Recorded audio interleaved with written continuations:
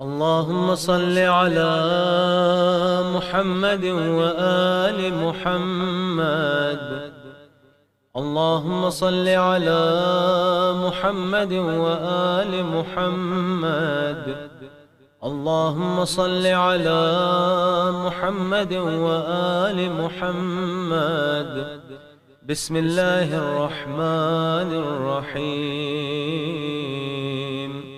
عن جابر بن عبد الله الأنصاري عن فاطمة الزهراء عليها السلام بنت رسول الله صلى الله عليه وآله قال: سمعت فاطمة أنها قالت: دخل علي أبي رسول الله في بعض الأيام فقال: السلام عليك يا فاطمة.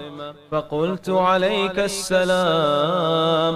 قال: إني أجد في بدني ضعفا. فقلت له: أعيذك بالله يا أبتاه من الضعف.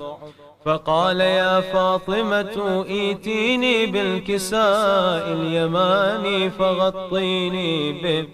فأتيته بالكساء اليماني فغطيته به، وصرت أنظر إليه وإذا وجهه يتلألأ كأنه البدر في ليلة تمامه وكماله. فما كانت إلا ساعة وإذا بولدي الحسن قد أقبل وقال: السلام عليك يا أماه. فقلت: عليك السلام يا قرة عيني وثمرة فؤادي. فقال: يا أماه إني أشم عندك رائحة طيبة كأنها رائحة جدي رسول الله. فقلت: نعم، إن جدك تحت الكساء. فأقبل الحسن نحو الكساء وقال: السلام عليك يا جداه يا رسول الله، أتأذن لي أن أدخل معك تحت الكساء؟ فقال: وعليك السلام يا ولدي ويا صاحب حوضي، قد أذنت لك. فدخل معه تحت الكساء. فما كانت إلا ساعة وإذا بولدي الحسين قد أقبل وقال: السلام عليك يا أماه. فقلت: عليك السلام يا ولدي ويا قرة عيني وثمرة فؤادي. فقال لي: يا أماه إني أشم عندك رائحة طيبة كأنها رائحة جدي رسول الله صلى الله عليه وآله. فقلت: نعم، إن جدك وأخاك تحت الكساء. فدنا الحسين نحو الكساء وقال: السلام عليك يا جداه، السلام عليك يا من اختاره الله، أتأذن لي أن أكون معكما تحت الكساء؟ فقال: وعليك السلام يا ولدي ويا شافع أمتي، قد أذنت لك. فدخل معهما تحت الكساء. فأقبل عند ذلك أبو الحسن علي بن أبي طالب وقال: السلام عليك يا بنت رسول الله. فقلت: عليك السلام يا أبا الحسن ويا أمير المؤمنين. فقال: يا فاطمة إني أشم عندك رائحة طيبة كأنها رائحة أخي وابن عمي رسول الله. فقلت: نعم، ها هو مع ولديك تحت الكساء. فأقبل علي نحو الكساء وقال: السلام عليك يا رسول الله، أتأذن لي أن أكون معكم تحت الكساء؟ قال له وعليك السلام. يا أخي ويا وصي وخليفتي وصاحب لوائي، قد أذنت لك. فدخل علي تحت الكساء. ثم أتيت نحو الكساء وقلت السلام عليك يا أبتاه يا رسول الله، أتأذن لي أن أكون معكم تحت الكساء؟ قال وعليك السلام.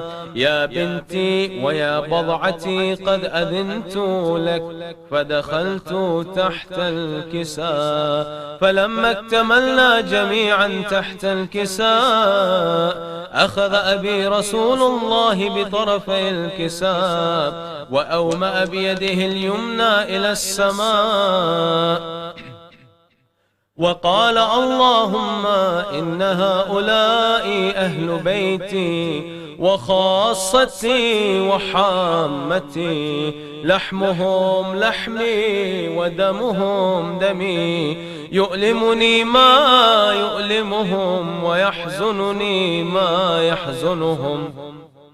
أنا حرب لمن حاربهم وسلم لمن سالمهم وعدو لمن عاداهم ومحب لمن أحبهم. إنهم مني وأنا منهم، فاجعل صلواتك وبركاتك ورحمتك وغفرانك ورضوانك علي وعليهم، وأذهب عنهم الرجس وطهرهم تطهيرا. اللهم صل على محمد وآل محمد. فقال الله عز وجل يا ملائكتي ويا سكان سماواتي، إني ما خلقت سماء مبنية ولا أرضا مدحية ولا قمرا منيرا ولا شمسا مضيئة ولا فلكا يدور ولا بحرا يجري ولا فلكا يسري إلا في محبة هؤلاء الخمسة الذين هم تحت الكساء. فقال الأمين جبرائيل يا ربي ومن تحت الكساء؟ فقال عز وجل هم أهل بيت النبوة ومعدن الرسالة، هم فاطمة وأبوها وبعلها وبنوها. اللهم صل على محمد وآل محمد. فقال جبرائيل يا ربي أتأذن لي أن أهبط إلى الأرض لأكون معهم سادسا؟ فقال الله نعم قد أذنت لك. فهبط الأمين جبرائيل وقال السلام عليك يا رسول الله، العلي الأعلى يقرئك السلام ويخصك بالتحية والإكرام ويقول لك وعزتي وجلالي إني ما خلقت سماء مبنية ولا أرضا مدحية ولا قمرا منيرا ولا شمسا مضيئة ولا فلكا يدور ولا بحرا يجري ولا فلكا يسري إلا لأجلكم ومحبتكم، وقد أذن لي أن أدخل معكم، فهل تأذن لي يا رسول الله؟ فقال رسول الله وعليك السلام يا أمين وحي الله إنه نعم قد أذنت لك. فدخل جبرائيل معنا تحت الكساء فقال لأبي إن الله قد أوحى إليكم يقول إنما يريد الله ليذهب عنكم الرجس أهل البيت ويطهركم تطهيرا. اللهم صل على محمد وآل محمد.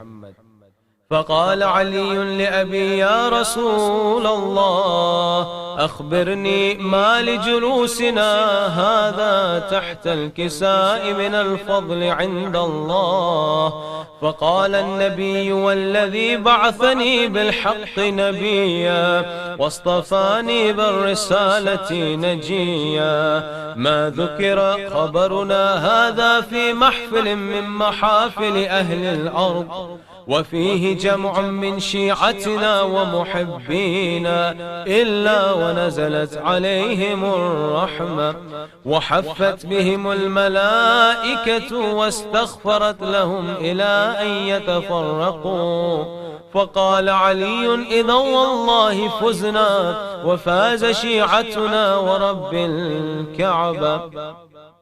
فقال النبي ثانيا: يا علي، والذي بعثني بالحق نبيا واصطفاني بالرسالة نجيا، ما ذكر خبرنا هذا في محفل من محافل أهل الأرض، وفيه جمع من شيعتنا ومحبينا، وفيهم مهمومون إلا وفرج الله هما، ولا مغمومون إلا وكشف الله غمه، ولا طالب حاجة إلا وقضى الله حاجته. فقال علي: إذا والله فزنا وسعدنا، وكذلك شيعتنا فازوا وسعدوا في الدنيا والآخرة ورب الكعبة. اللهم صل على محمد وآل محمد وعجل فرجهم. رحم الله من قرأ سورة المباركة الفاتحة.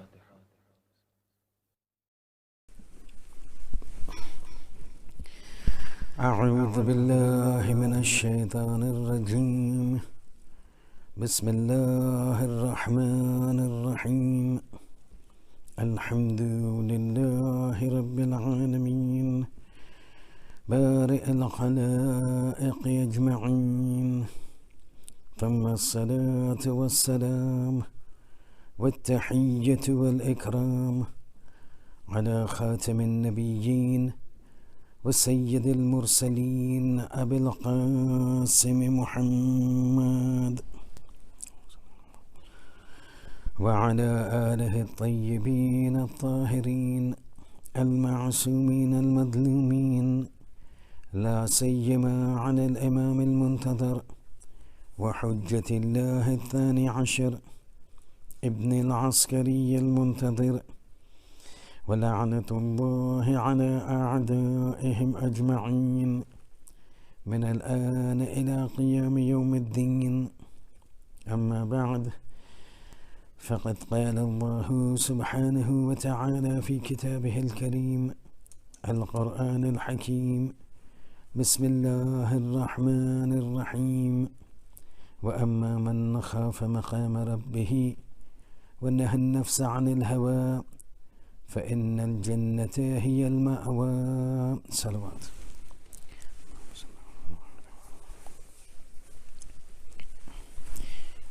First of all, allow me to extend my sincere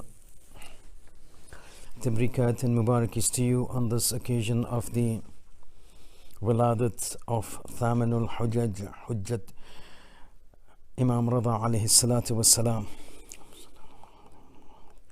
And on this occasion of the Wiladat of Imam Reza alayhi salam, it becomes important that I, as per my planning, present to you something that is very, very important and very appropriately pertinent to the life of Imam Reza alayhi salam, that plays a very important role and essence in terms of our ma'arif and our aqaid, and where this actually takes off, and where I would like to take you so that I can eventually pass on the message from the life of the 8th Imam, which is so very important for our aqaid. Goes back to the time when the 8th Imam is summoned from Medina to go to Merv in Khurasan upon the orders of the then Khalifa Mamun al-Abbasi. Mamun summons Imam Reza alayhi salam from Medina to go to Khurasan.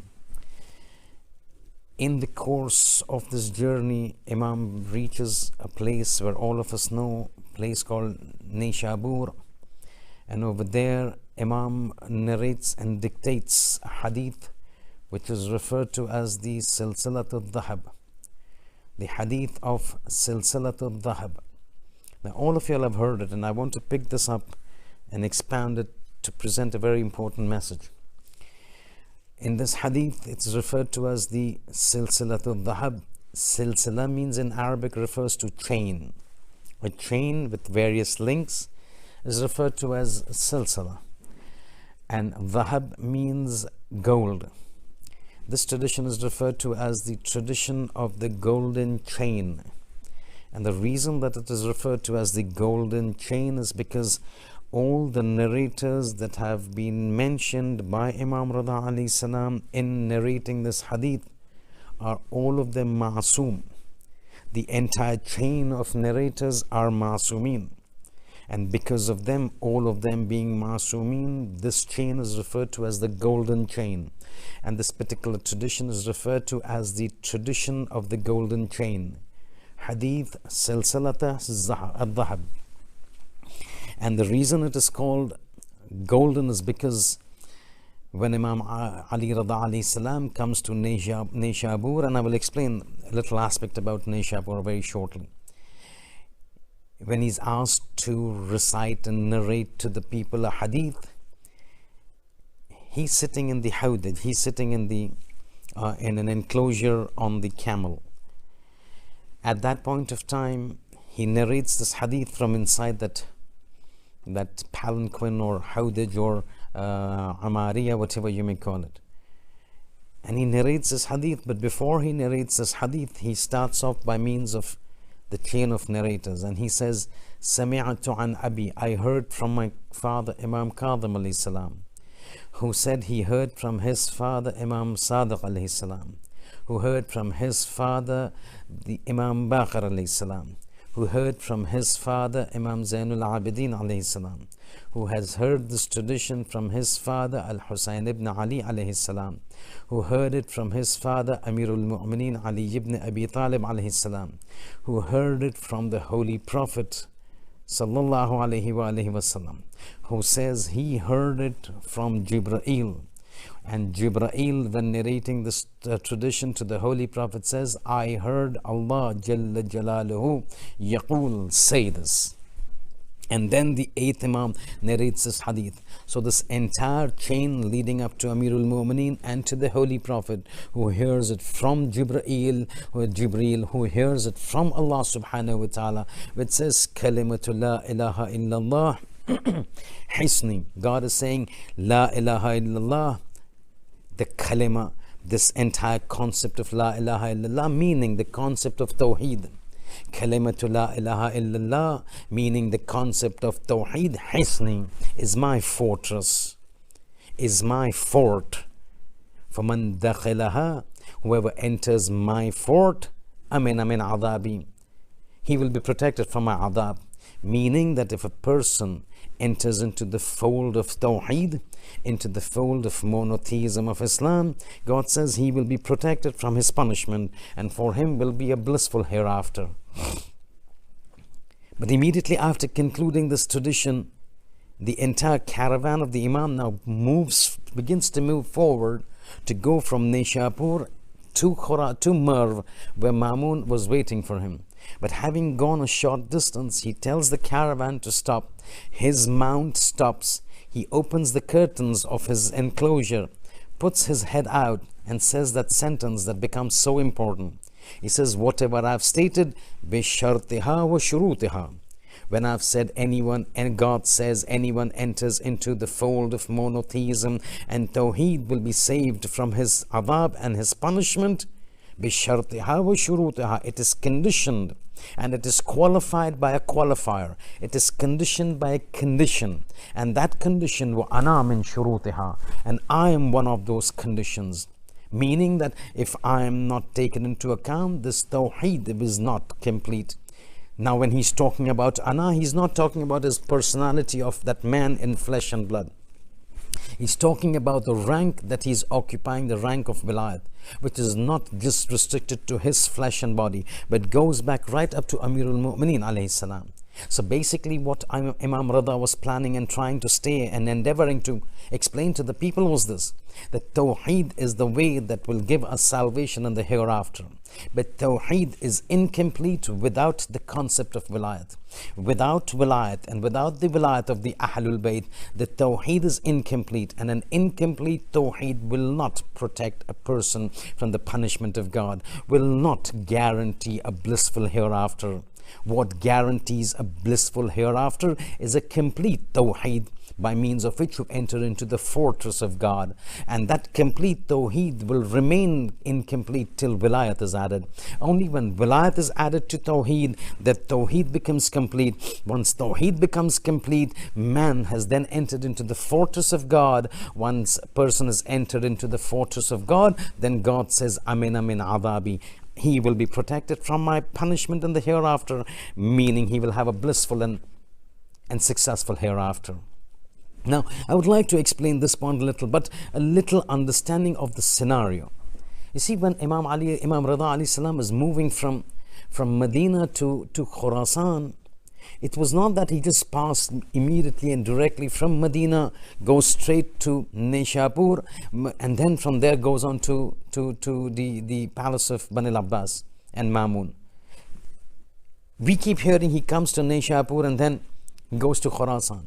But in the course of the journey from Medina, before he lands up in Merv, in addition to Nishapur, he has crossed numerous other cities. But when we talk about Imam Reza and his going to Khurasan, majority of the time, overwhelmingly, we only hear about Nishapur. And the reason is this, that in those days, Nishapur was considered to be one of the focal centers and the focal hub of knowledge and ulum in the Islamic world. In those days, there were basically two major centers. That means I'm talking about the time of Imam Reza alayhi salam. During those days, two cities were regarded as the centers of knowledge, of academia, of ulum, of the Islamic knowledge. One was Baghdad in Iraq, and the other was Nishapur in Iran. And these two were considered to be the front runners and the forerunners of Islamic knowledge and Islamic ulum and Islamic ma'arif in the entire Islamic world. And that is the reason Nishapur is regarded very heavily. Now, when Imam comes to Nishapur, it's a very ajib scenario, because tradition says that when Imam comes to Nishapur, Nishapur was never always Shiite. It was not fully followers of the Ahlul Bayt. But the personality of Imam Reza was so massive, was so profound, and his reputation preceded him so massively that tradition says when Imam entered Nishapur, 24,000 people, which consisted of laymen, which consisted of muhaddithin, that means those who would narrate the traditions of the Holy Prophet, consisting of the ulama from the Sunni and from the Shia sect. 24,000 people were waiting for the Imam to come so that they could receive and welcome him in Nishapur. A city of knowledge, a center of ilm, and a man of ilm is entering it. They were very, very excited. 24,000 people are over there. And in this jama and in this gathering, Imam then comes out with that ma'arif, with that sentence which forms the crux and passes the political and spiritual motto, the spiritual and the political philosophy of the Shiite faith. The Tawheed is there, but Tawheed without wilayat is incomplete. So Imam comes to Nishapur, 24,000 people are waiting. Now, there's a very interesting event as to when Imam comes, what happens. So Imam, when he's coming, Rawat said that particular time, it was intensely hot. It was very hot at that time. And despite the heat, 24,000 people are waiting for the Imam to come to see the grandson of the Holy Prophet. You have numerous people who can be claiming affiliation to the Holy Prophet. But somebody coming directly from the lineage of the Holy Prophet through Bibi Fatima al-Zahra. This was unprecedented in Nishapur. So people of knowledge, and as I mentioned, Imam Reza's reputation, Imam Reza's personality was ajeeba. I mean, his personality was so powerful in terms of spirituality, in terms of persona, in terms of knowledge, in terms of taqwa. To understand this, and I've mentioned this at least twice before in previous years, that the personality was so profound that the next 3 generations after Imam Reza, in terms of his children, were all referred to with reference to Imam Reza alayhi salam. The personality was so powerful. He had made such an impact onto the people of the time that Imam Jawad, while being Muhammad al-Taqi, was still referred to the people by Ibn Reza. Understandable. Ibn Ali, if Imam Hussain or Imam Hassan has said, we can understand. But the son of Imam Jawad, Imam Ali al-Naqi, he should be referred to by his father. But he was referred to as Ibn Reza. The 11th Imam, Imam Hassan Askari, should have been referred to by Imam Ali al-Naqi, or for that matter, Imam Jawad, the grandfather. But even Imam Askari alayhi salam is seen to be referring to as Ibn Reza. That means the persona and the personality of Imam Reza was so impactful that 3 generations down the line, his children were still referred to by giving reference to Imam Reza as Ibn Reza. That personality. This Imam now is coming over them. Rawat said it was a very hot day. So while sitting in his enclosure on the camel, to protect himself from the heat, Imam had a niqab on his face. Now when he comes over there, people surround him. Yabna Rasulullah, you've come. And realize this, yeah, that it is not just the Shiites, even the Sunnis. Reputation of the Imam had preceded him far before his arrival. And they're all waiting. And when he comes, the elders say, Yabna Rasulullah, you've come over here, we want you to recite something for us, a tradition.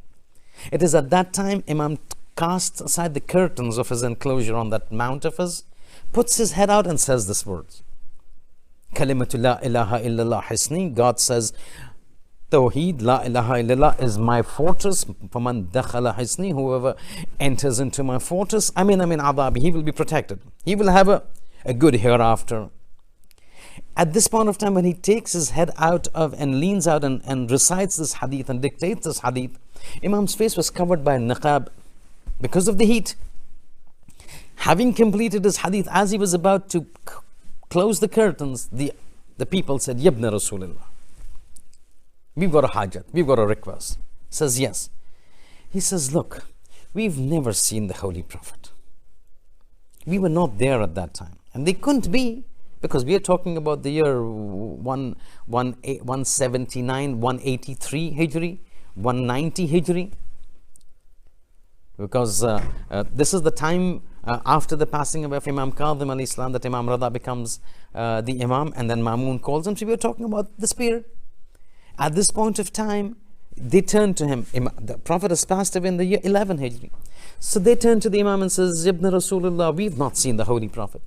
We don't know what he looked like. Yes, we've heard riwayat and reports of how he would be, but we have never been able to witness. And you are the direct descendant of the Holy Prophet. We would like to see you so that we could have an understanding, that by seeing you, we could have an understanding of how the Holy Prophet looked like. So may we request you to please remove the niqab. Imam complies with this respect. See, when Imam was coming from Medina to Nishapur, a lot of events took place on the way. And this is one of those ajib events. So they say, Imam, could you please take out the niqab so that we could have a look at you, and by seeing you we can understand, or we could gain an understanding of how your grandfather, your Nana, the Holy Prophet looked like. So Imam takes out his niqab. Now you're talking about the hujjat of God. You're talking about taqwa personified. You're talking about ilm personified. You're talking about ubudiyat personified. You're talking about an abd of God personified. You're talking about the representative of God upon the earth in human form. The moment he removes and they have a look at his face, the taqwa, the piety, the waqar, the aura, the persona. Riwayat says 24,000 people all of a sudden began weeping. Zaru qatar, profusely. Some weeping, some crying. Report says some began to shout and shriek. Entire environment in a ghawgha. Looking at this man, this persona of taqwa, this persona of abd of God. Reports even say some people were so overcome at seeing Imam Reza that a lot of people in that congregation fell down and faint, fell down unconscious. Ajab. At this point of time, Imam casts the curtain aside. The mount moves forward, tells the mount to stop, open up the curtain and says, whatever I have said in terms of Tawheed has a condition. بِالشَّرْطِهَا وَشُرُوطِهَا. There are conditions for entering into the fortress and being safe from the punishment of God and ensuring a blissful hereafter. وَأَنَا مِن شُرُوطِهَا. My wilayat is one of the conditions. Without my wilayat, the Tawheed is incomplete and will not give you the result that it should give you. And so this event takes place. But let me tell you one thing. This hadith of Salsalatul Dhahab becomes very important. The arrival of Imam Reza in Khurasan becomes very important for another reason. The impact is so dramatic that we witness it even today. See, by dictating this hadith of the golden chain to the people, Imam outlined the spiritual and political philosophy of Shiite Islam. That whatever happens after Tawheed, it is the wilayat. After Tawheed, it is the wilayat. Having passed that message, this message and the presence of Imam served a major purpose that you see the effects even today. And that effect and the consequence was this, that Imam giving the political motto of the Shiite faith, the spiritual motto of the Shiite faith, that everything has a base, and the base of Islam after Tawheed is wilayat. Tawheed is based on wilayat, and wilayat is intermingled with Tawheed. Having said that, what resulted in that is that because of the personality of the Imam and his teachings and him being present over there, in Iran Iran was not fully Shiite, but it had a lot of factious and fractions and factions who were Shiite in nature. The presence of the Imam and his teachings with respect to the wilayat congregated all of these into one single movement, which was a Shiite movement under the leadership of Imam Reza alayhi salam. As a result of which, this movement under the Imam, the Shiite movement, which was previously fragmented and scattered, now coalesced together, and coalescing together, they formed one hub. The centerpiece of that hub was Imam Reza alayhi salam. And all the Shiites became united. All the Alawis became united. As a result of which, this movement began to embed itself into the country of Iran, which eventually translated after the passing away of Imam Reza alayhi salam into the establishment of the Shiite Hukumat in Iran by the name of the Safawi dynasty, when English is referred to as the Safawids. The Safavid dynasty, the Safavids were the Shiite rulers who had taken place the rule of Iran because of the congregation of all the Shiite factions under the leadership of Imam Reza alayhi salam. So that Shiite Hukumat was formed, the Safavid leaders ruled as the Shiite leaders in Iran, as a result of which now Shiism began to get more and more embedded into Islam. The leaders of the Safavid ruled with khulus, because all of the leaders of the Safavid dynasty ruled and led the country under the slogan and with the belief that they were the khadims of Imam Reza alayhi salam, who was buried in Khurasan and Iran. All the leaders considered themselves to be the khadim of Imam Reza alayhi salam. They ruled in Iran as a representative of Imam Reza alayhi salam, established the Shiite faith in Islam, in Iran, as a result of which Iran becomes the centerpiece and the focal hub of Shiism on planet Earth. So what you see Iran today, with millions of people coming out on the streets on Ashura, and that 95% of Shiaism is Madyun, is indebted to this one hadith of Imam Reza alayhi salam, the Silsilatul Dhahab, where he outlined the philosophy of Shiite Islam in terms of wilayat and his presence in Iran, as a result of which Iran then becomes a Shiite center in the world for the Shiites on the planet Earth. So the hadith of the Silsilatul Dhahab and the presence of Imam played a very important role in granting an identity on political level and the global stage. But having said that, Imam was trying to say this when he passed that last sentence, بِالشَّرْطِهَا وَشُرُوطِهَا, that understand this Tawheed needs wilayat. And without wilayat, this Tawheed is incapacitated, is incomplete. And if it is incomplete, then you've not entered into the fortress of God. And if you've not entered into the fortress of God, that means you will not benefit from the protection of God, the hifadat of God. The bliss of the hereafter will not come to you. And because of this fact, that wilayat makes Tawheed complete and grants and guarantees the success in the hereafter, we find that Iblis, Shaitan, the one concept that he constantly hits out and opposes is the concept of wilayat. Right from the time that wilayat was put onto the face of the earth, Iblis always hit that concept of wilayat, because he knew, as the teacher of Malaika in the heavens, you know Azazil, yeah? He was the teacher before he became Shaitan, before he became Rajim, before he became Iblis. He was the teacher of the Malaika. He knew more than anybody else that Tawheed by itself is incomplete. For Tawheed to be completed, you needed to have the wilayat. And that is why you got this tradition from the Holy Prophet. What does the tradition says? The Holy Prophet in his lifetime says, if anybody were to reject the wilayat of Ali alayhi salam after me, it is akin to this individual rejecting my prophethood during my lifetime. And anybody rejects my prophethood during my lifetime is akin and similar to rejecting the rububiyat of Allah subhanahu wa ta'ala.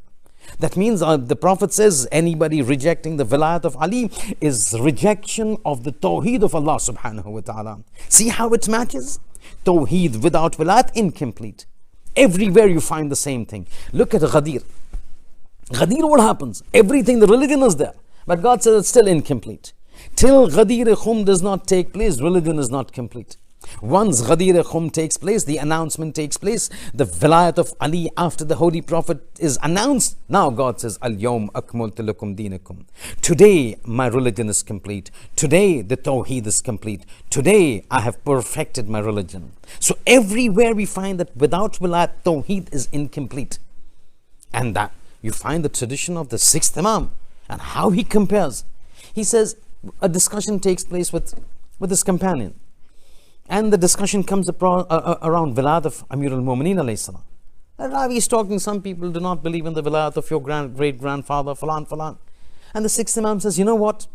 A person who rejects the Quran, doesn't believe in the Quran, a person who rejects the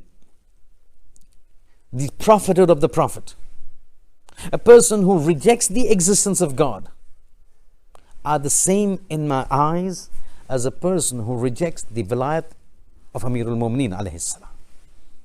Ajab, this is how. The sixth Imam is saying somebody rejecting the Quran is similar to the sixth Imam is saying somebody rejecting the wilayat of Ali is like rejecting the Quran. Somebody rejecting the wilayat of Ali is similar to rejecting the nubuwwat of the Holy Prophet. Somebody rejecting the wilayat of Ali is similar to rejecting the Tawheed of Allah subhanahu wa ta'ala. And because of this importance of wilayat, you will find right from the time Shaitan became Shaitan, or rather Azazil became Shaitan and became Rajim and became Iblis. From that time he's always targeted striking the roots of Tawheed, which is wilayat. He would pick up individuals right from the time in the beginning. he would take individuals, deceive them, take them into his fold to launch an attack on the wali of God at that time. Because he knew Tawheed by itself will not lead person to salvation. It's only the wali of God and the wilayat, when conjoined, when gathered together with wilayat, will lead a man to success and eternal hereafter, bliss, eternal bliss. So he would always try to hit the wali of God at that time. He would always try to oppose the wilayat of God at that time, to make the Tawheed of the people incomplete and thus not guarantee the success in the hereafter. Why do I say this? A Ravi by the name of Ishaq comes to the fifth Imam. It says, Yabna Rasulullah, and look, such an innocuous question, such an innocent question. These are questions that our kids ask us, our children ask us. It says, Yabna Rasulullah, who is the first person to enter into Jahannam? Who will be the first person to enter into Jahannam? Imam, ideally when a kid would ask us, a child would ask us, we'd just say, oh, Fulan, Fulan. The answers of the Imam work around the answers of the Rawi. So look at this Rawi. He asks, who is the first person to enter into who will enter into Jahannam? Imam says, Iblis will be the first person to enter into Jahannam. But knowing the caliber of the questioner, Imam adds one more point. He says, but Iblis will not enter alone. In addition to Iblis being the first person to enter Jahannam, Iblis will be flanked by two individuals who will accompany him first into Jahannam before everyone else. So now when the Imam says this, now the Rabi, man of Ma'rifat, so he says, Yabna Rasulullah zidni, add more to my knowledge with what you have said. Who are these two people who will join Iblis in going into the fire of hell, into Jahannam first? Imam says the first would be similar to the cow of Bani Israel, and the second would be similar to Samari of Bani Israel. Now you know what happened when Musa went for 40 days. Zil Hijjah will be coming, and we are supposed to recite that 2 rakat namaz between Maghrib and Isha. And in that 2 rakat namaz we are supposed to recite وَوَعَدْنَا مُوسَى 30 لَيْلَةً وَأَتْمَمْنَاهَا بِعَشْرٍ. 40 days when Musa left Bani Israel to go into communication with God, Samari created a cow, a calf, and by means of a certain physical laws of physics, he created in such a way that it would make moving sound. So Samari, by means of the calf, the golden calf, deceived the people to turn away from Hadrat Musa alayhi salam. Here the fifth Imam is saying Iblis will be flanked by two individuals. Let me come back to Samari again so that this issue becomes more clear. Samari used the calf to deceive the people to turn away from the teachings of the Prophet Musa alayhi salam. I'm reiterating. Samari used the calf to turn the people away from the teachings and the dictates of the Prophet of his time. The fifth Imam is saying two people will flank Iblis to be the first individuals to enter into Jahannam. One of them is the calf of Bani Israel. One of them, the second one, is the Samari of Bani Israel. Meaning what? Meaning the second one individual will use the first individual to turn the people away from the Prophet of the time. Meaning the second will use the first individual to turn the ummah of the Holy Prophet away from the teachings of the Holy Prophet.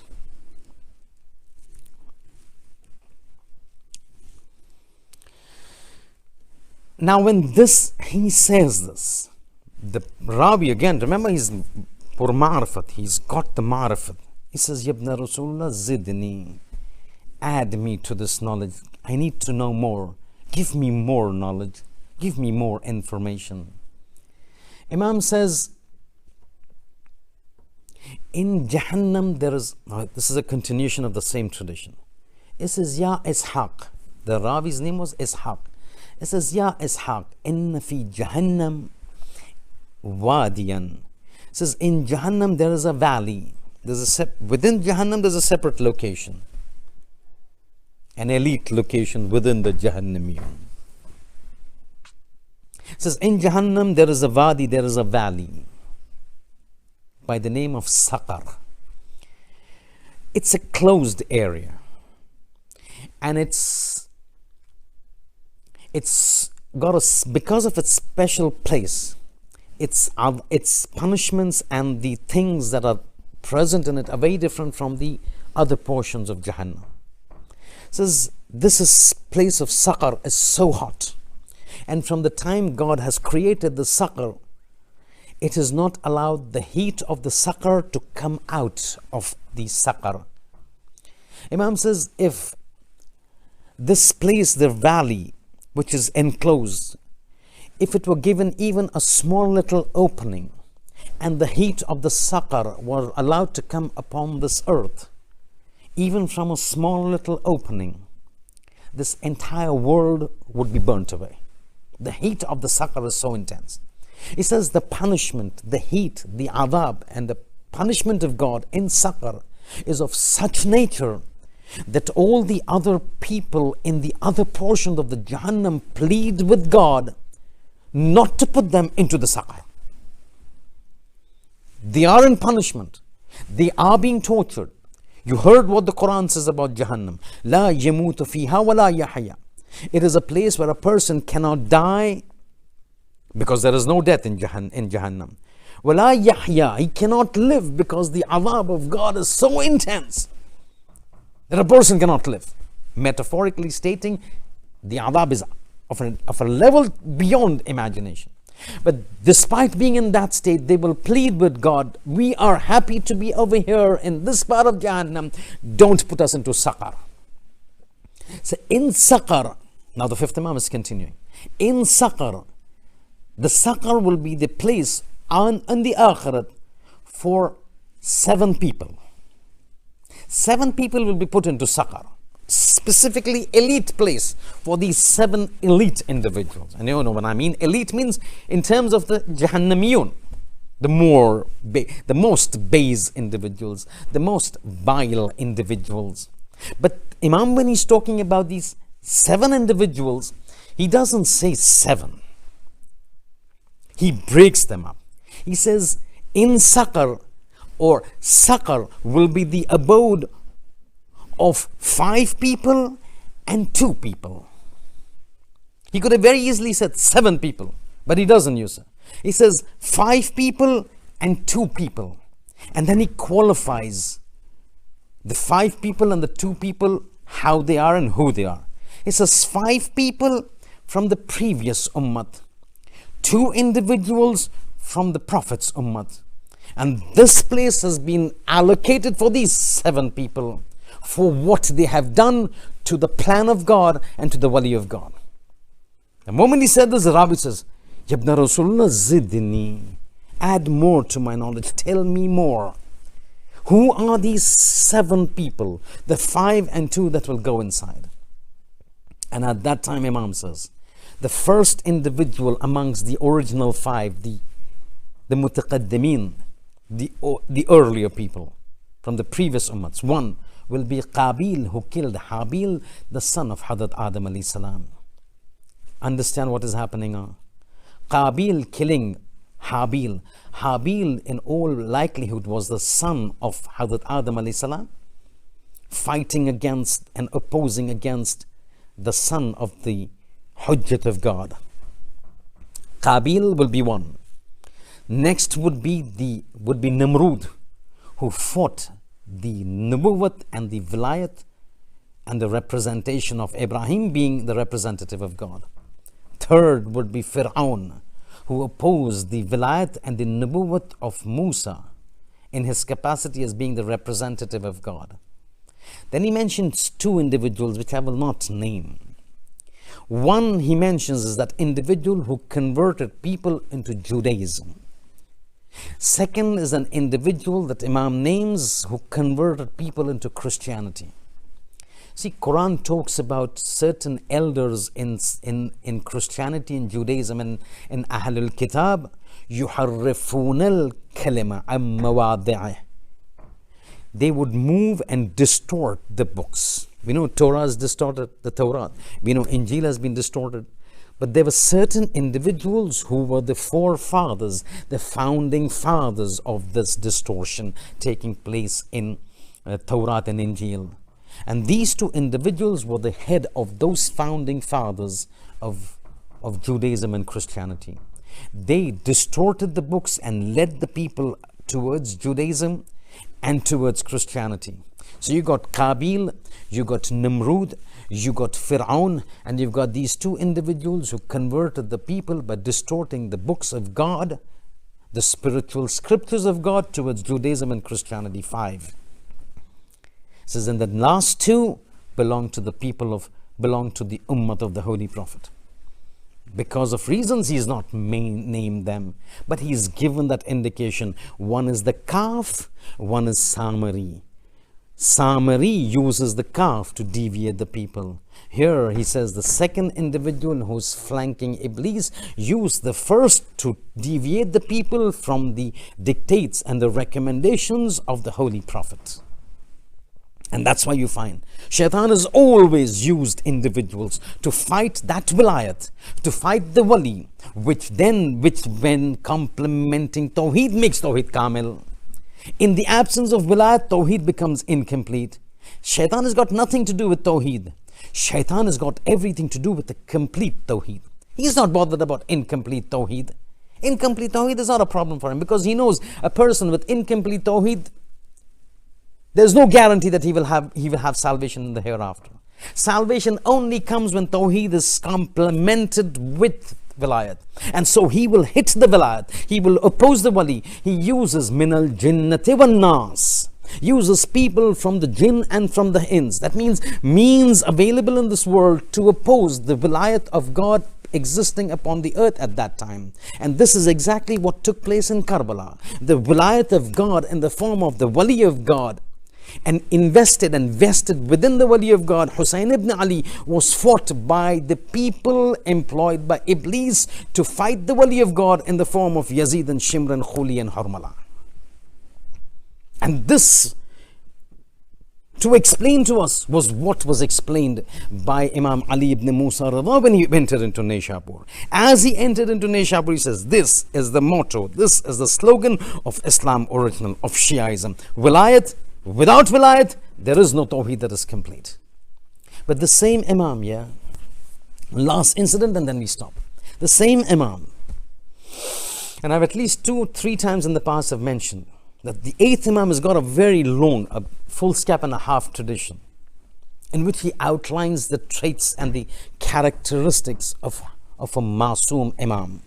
Who is an Imam? And he gives attribute after attribute, sifat after sifat, trait after trait. In that he mentions one word, one sentence. He says an Imam to his followers, an Imam to the Mamoom. Mamoom means a follower. You pray namaz jamaat, Imam, the person standing behind, is called Mamoom and Mamoomin. Says Imam to his Mamoom and followers is like a loving father and a considerate mother towards her young child. A loving father and a considerate mother towards a young child.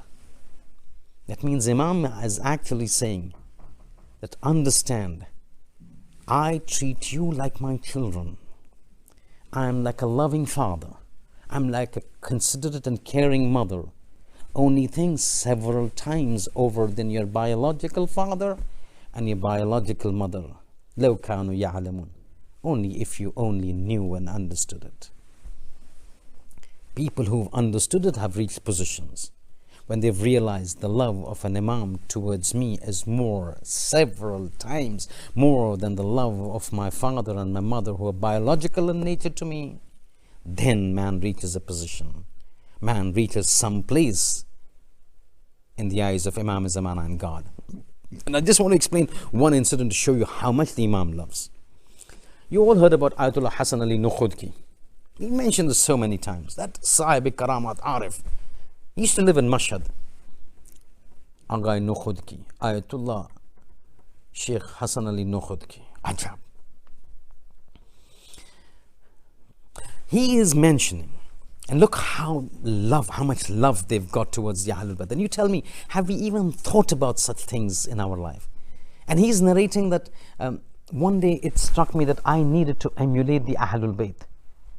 And I need to follow in the footsteps. So he picked up that incident of Surah Dahar, where the Ahlul Bayt fasted for 3 days, and every day they would give their food to the others. And then the Surah Dahar comes in praise of the Ahlul Bayt. He said, in order to show my love towards them and follow them and emulate them, I'm going to do the same thing. So he would fast for the entire day, prepare his iftar. At the time of iftar, instead of him doing the iftar with the food, he would give it to a poor person. On water he would survive, he would break his fast, next day he would start the fast. Prepare food and iftar for himself the next day, but time of iftar comes, he would give it to somebody poor. And fast again, break his fast by means of water, 2 days. Third day he would do the same thing. He would fast for the whole day, prepare food, give it to the person, just so that he could do ta'assi and emulate and do taqleed of the Ahlul Bayt in what they did, what is reflected in Surah Dahar. He said after the third day, this was the time when it is Maghrib. And he would go to the Maghrib, do the ziyarat, go home and break the iftar, do the iftar by means of water. He said third day, I was in the Sahan. It's called the Sahan Atiq. The Sahan Atiq is the same place where, if you remember, recall, and inshallah, let's hope that Allah awards with the effects of this pandemic, the coronavirus, so that all of us are now once again able to go to Iran and for the ziyarat of our Masumin, inshallah. It says there is one Sahan which is called Sahan Atiq, in which there's a golden, it's called Saqar Khana. Saqar Khana Ismail Tala'i. It's got a history. Sometime I will tell you if God allows me and gives me an opportunity. So there's an enclosure, there's a place where you can drink water as an outlet of water. It's called Saqar Khana. So people who get thirsty can go over there, fill up their bottles, glasses, and if water comes out from there, drinking water, and it's golden dome, it's called Ismail Talai. The name is Saqar Khana Ismail Talai, the water outlet of Ismail Talai. There's a history behind who this Ismail Talai, what happened, why this name.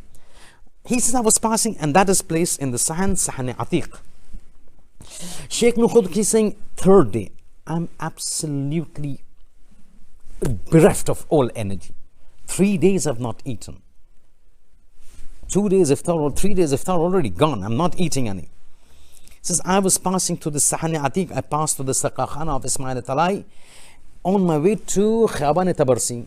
Now this particular Sahan opens out into a road which is referred to as Khiyaban Tabarsi.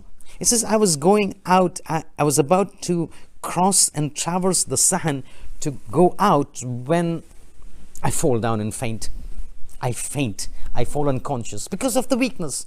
3 days I've not eaten. It's only on liquid, on water that I've maintained my fast. It says I fall down. I fall down, and suddenly the curtains of ghaib part. And curtains of ghaib part, I'm seeing what? I'm seeing Imam Ali ibn Musa Rada sitting in the sand on a chair. Now this is in the Mukashifa. He's seeing in a state of unconsciousness, the Mukashifa. He says, I'm seeing Imam Reza sitting over there. And I'm turning around and looking.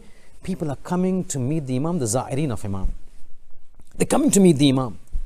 But the ajab thing is that in that entire congregation that I'm seeing, Fawj, they're coming to meet the Imam, do the ziyarat of Imam. And the Sahan Za'irin would come. So the amazing thing was that when I'm watching them, majority, overwhelmingly, I'm seeing them in the shape of animals. Some cows, some tigers, some snakes, some foxes, some wolves, some walan. And in this entire congregation, I could only see a very few people who appeared in the shape of humans. They know what that means. Everybody knows. That means those individuals who had rectified, purified themselves, who were obedient to God, appeared as humans. All the others were sinners, having traits resembling traits of animals, and hence the reality on the day of judgment would be this. It says, I'm seeing them animals coming. But all of them was the Zahir of Imam Ali ibn Musa Rada. Looking at them, you could make out that only these few individuals are real humans in sense, real Shiites in sense. All the others, you could see them in the state of animals. That means the problem. So, but the ajab thing was that all of them were the Zahir of Imam Reza alayhi salam. Sinning, disobedient, guna, fulan. But he says the amazing thing was that Imam Ra'uf. Remember what Imam says in his hadith? He says an Imam is more considerate and more loving to you than your biological father and mother.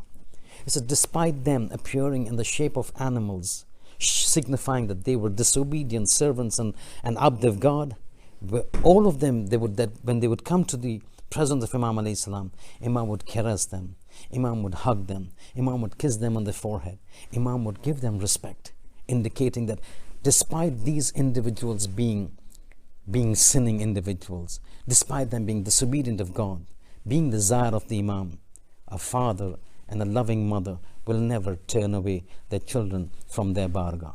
Just as in today's world, you find a child doing bad deeds, doing evil deeds, even if he has to he's been put into jail, but the love of the father and the love of the mother always there. You may be a disobedient son, you may be not a good son, but you are part of me. I will never let you down. Same thing Ayatollah Nukhudki says, I saw the Imam, all these sinners coming to him, Imam showing that same affection to all of them, signifying, don't worry, you may be a sinner, but I am your spiritual father. I am like a spiritual mother. I will take care of you. Trust me, try to mend your lives. And today in this night, in this day of the Wiladat of Imam Reza alayhi salam, we pray to Allah subhanahu wa ta'ala that Allah make the love of the Imam infused and embedded into our hearts. And we pray to Allah subhanahu wa ta'ala to grant and turn and make flexible the heart further of Imam Reza towards us, so that he may cast his look of mercy and grace upon us. For one look of grace and mercy of an Imam Masoom upon us is enough to change away our life in this world and the hereafter for everlasting bliss and success. ربنا تقبل منا إنك أنت السميع العليم غفر الله لنا ولكم والحمد لله رب العالمين. أفضل السلام والسلام عليك يا رسول الله محمد وآل محمد صلوات على محمد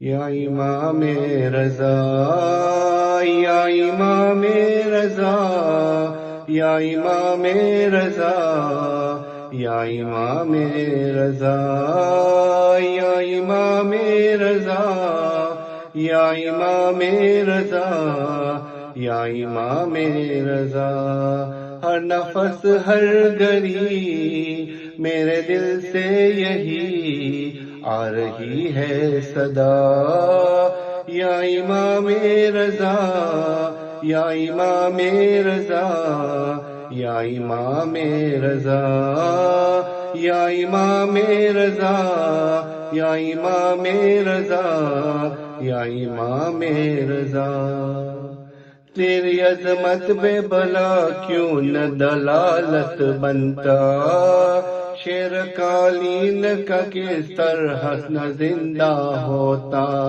है हकीकत यही तेरी मर्जी में ही है खुदा की रजा या इमाम रजा या इमाम रजा या इमाम रजा गैर मुमकिन को यूं होते हुए देखा मुमकिन जागती आंखों से जन्नत में गुजारे के दिन उसको क्या हो यकीन जिसने देखा नहीं कभी रोजा तेरा या इमाम रजा या इमाम रजा या इमाम रजा या इमाम रजा या इमाम रजा या इमाम रजा वक्त के साये मेरे जहन में आया है अभी जैसे गहवार ने पितर उसको शिफा बाती है वैसे ही रोज व शब बातता है शिफा तेरे सहने शिफा। या इमाम रजा, या इमाम रजा, या इमाम रजा। अब भी मशहद से जो पलता हूँ तो मेरे मोहसिन, सांस लेना मुझे अच्छा नहीं लगता, लेकिन फिर भी है ये सुकून, मैं भी कहीं भी रहूं, दिल वही है मेरा। या इमाम रजा, या इमाम रजा, या इमाम रजा। कैसे समझेगा जमाना तेरे नौकर की हदें, तेरे मारूफ ने बांधी है समंदर की हदें। बांधते तूफान का रुख बदलता गया, उसने जब की सदा। या इमाम रजा, या इमाम रजा, या इमाम रजा। वक्त के साये मेरे जहन में आया है अभी, जैसे गहवार ने फितरस को शिफा बांधती है, वैसे ही रोज़ शब बांटता है शिफा, तेरे सहने शिफा। या इमाम रजा, या इमाम रजा, या इमाम रजा। मेरे इस वक्त तेरे दर पे नजर है मौला, और तुझे मेरी मुसीबत की खबर है मौला। दुर उफ्ताद कर मेरी इमदाद कर, तू है मुश्किल कुशा। या सरी अर्ज़ा, या सरी अर्ज़ा, या सरी अर्ज़ा। या इमाम रजा, या इमाम रजा, या इमाम रजा। इल्तिजा आपसे करता हूँ इमाम हश्तुम, उनके सदके में जिन्हें कहते हैं मासूम कौम। जो परेशान है जल्द कर दीजिए उसकी हाजत रवा। या इमाम रजा, या इमाम रजा, या इमाम रजा। जीते जी जान से अपनी मैं गुजार जाऊंगा, जल्द मशहद न बुलाओगे तो मर जाऊंगा। ए इमाम गरीब तुम हो मेरे तबीब, जल्द कर दो दवा। या इमाम रजा, या इमाम रजा, या इमाम रजा। या सनी अर्ज़ा, या सनी अर्ज़ा, या सनी अर्ज़ा। या इमाम रजा, या इमाम रजा, या इमाम रजा। हर नफस हर घड़ी मेरे दिल। बिस्मिल्लाहिर्रहमानिर्रहीम।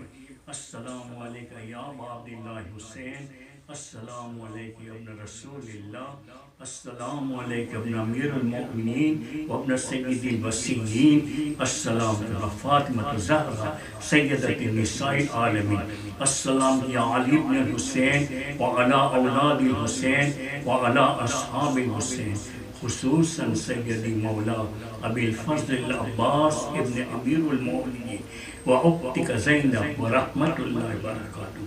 अस्सलाम या गरीब अल-गुरबा बईद अल-मदा, अस्सुल्तान अबुल हसन अली इब्न मूसा रज़ा, कुन शफी व नवा शफी वालिदैना फी यौमिल जज़ा व रहमतुल्लाहि व बरकातुहू। अस्सलाम या साहिब अल-अस्र व ज़मान, अलमान अलमान अलमान मिन फितनति ज़मान। अस्सलाम या शरीक अल-कुरान, अस्सलाम अलैका या क़ाबत अल-ईमान, अस्सलाम अलैका इमाम इंसी वल जान अज्जल फरजा वसअला मखरजा वजअलना मिन अंसारी व आवानी बिरहमतिका या अरहमर राहिमीन।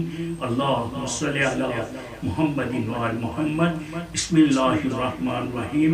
अल्लाहुम्मा कुल्लि वलियकल हुज्जत इब्न हसन सल्लल्लाहु अलैहि व आबाई फी हाज़िहि साअति व फी कुल्लि साअ वलियन व हाफिज़न व क़ाइदन व नासिरा व दलीलन व इन हत्ता तुस्किनहु अर्ज़क तौक़ा व तुमत्तिअहु फ़ीहा तवीला बिरहमतिका या अरहमर राहिमीन। अल्लाहुम्मा सल्लि अला मुहम्मदिन व आल मुहम्मद व अज्जिल फ़रज। सलामुन अलैकुम। रूहानी मजलिस अनाउंसमेंट। मोमिनीन, आजनी मजलिस बंदे खुदा तरफ थी हदिया मजलिस इमाम अली रज़ा अलैहिस्सलाम રાખવામાં આવેલ હતી। તેમજ આજની મજલિસ નાનજી ફેમિલીના મરુમીન, રેમતુલ્લા ફેમિલીના મરુમીન, પંજુ ફેમિલીના મરુમીન, સુંદરજી ફેમિલીના મરુમીન, સુલેમાન રામજી ફેમિલીના મરુમીન, દેવજી ફેમિલીના મરુમીન, દાલા ફેમિલીના મરુમીન તથા કુલ મરુમીનના ઈસાલે સાબરતે રાખવામાં આવેલ હતી। તેમજ આજની મજલિસ મરુમ અલીભાઈ રજબ અલી પરદાન ફેમિલીના મરુમીન, પંજવાની ફેમિલીના મરુમીન, મમદાની ફેમિલીના મરુમીન તથા કુલ મરુમીનના ઈસાલે સાબરતે રાખવામાં આવેલ હતી। સર્વેને દરખાસ્ત કરવામાં આવે છે કુલ મરુમીનના ઈસાલે સાબરતે એક સૂરે ફાતિહા અલ ફાતિહા। બિસ્મિલ્લાહિર रहमानिर रहीम। अल्हम्दुलिल्लाहि रब्बिल आलमीन। باسمك العظيم العظم العز الأجل الأكرم بفاطمة وأبيها وبعلها وبنيها السر المستودع فيها وعدد ما حاط به علمك يا من اسمه دواء وذكره شفاء وطاعته غنى ارحمنا واشف مرضانا واغفر لنا ذنوبنا وكفر عنا سيئاتنا وتوفنا مع الأبرار بحق محمد وآل الأطهار. Oh Allah, please give shafa to all of the mu'mineen.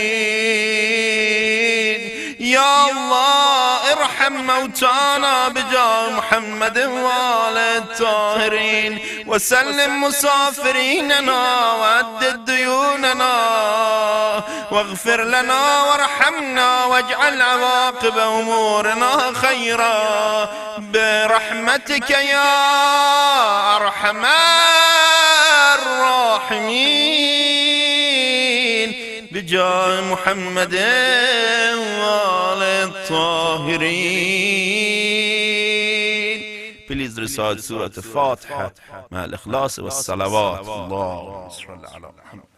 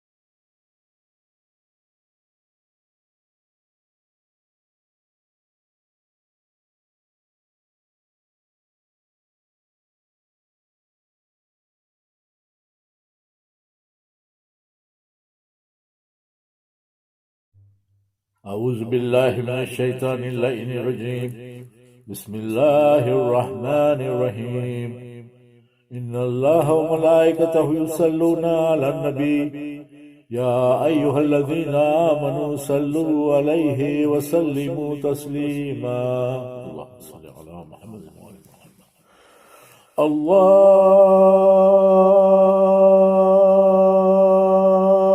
الله أكبر الله أكبر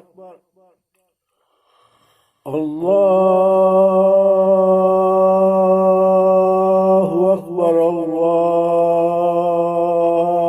أكبر أشهد أن لا إله إلا الله أشهد أن لا إله إلا الله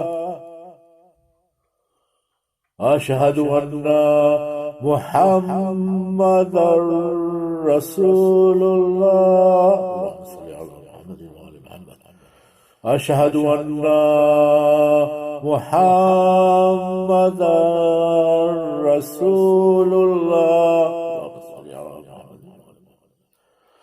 أشهد أن أمير المؤمنين وإمام المتقين عليا ولي الله صلوات الله وسلامه عليك أشهد أن أمير المؤمنين وإمام المتقين عليا حجة الله صلوات الله وسلامه عليك هيا على الصلاة هيا على الصلاة هيا على الفلاح هيا على الفلاح هيا على خير العمل هيا على خير العمل الله أكبر الله أكبر لا إله إلا الله لا إله إلا الله إن الله وملائكته يصلون على النبي يا أيها الذين آمنوا صلوا عليه وسلموا تسليما اللهم صل على محمد وآل محمد بسم الله الرحمن الرحيم اللهم اجعل قلبي بارا وعيشي كارا ورزق إزارا وعمل سارا وأولادي أبرارا واجعلنا عند قبر نبيك محمد صلى الله عليه وآله مستقرا وقرارا برحمتك يا أرحم الراحمين اللهم صل على محمد وآل محمد